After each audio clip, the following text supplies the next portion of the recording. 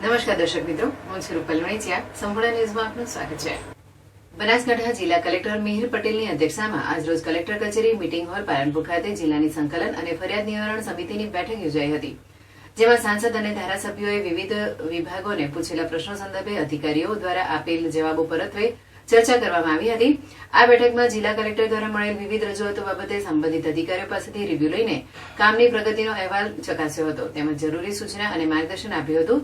Road, રસ્તા, પાણી, canal સફાઈ, નેશનલ હાઈવે બાબતે આવેલ રજૂઆતો સંદર્ભે તમામ પ્રશ્નોના ઝડપી નિરાકરણ માટે જિલ્લા, તાલુકા અને ગ્રામ્ય કક્ષાએ સંબંધિત વિભાગ અને અધિકારીઓ સાથે સંકલન કરી ઝડપી પૂર્ણ કરવા જણાવ્યું હતું.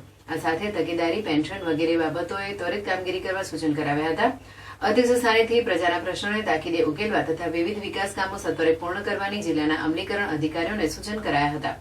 બેઠકમાં બનાસકાંઠા સાંસદ ગેનીબેન ઠાકોર, પાટણ સાંસદ ભરતસિંહ ડાભી, દિયોદર પાલનપુર ધારાસભ્ય અનિકેતભાઈ ઠાકર, ધારાસભ્ય કેશાજી ચૌહાણ, વાવ ધારાસભ્ય સ્વરૂપજી ઠાકોર, કાંકરી ધારાસભ્ય અમૃતજી ઠાકોર, દાદા ધારાસભ્ય કાંતિભાઈ ખરાડી, ધાનેરા ધારાસભ્ય માવજીભાઈ દેસાઈ દ્વારા લોકહિત અને જનકલ્યાણના પ્રશ્નો સંદર્ભે કરાયેલી કાર્યવાહી અંગે બેઠકમાં સમીક્ષા કરાઈ હતી.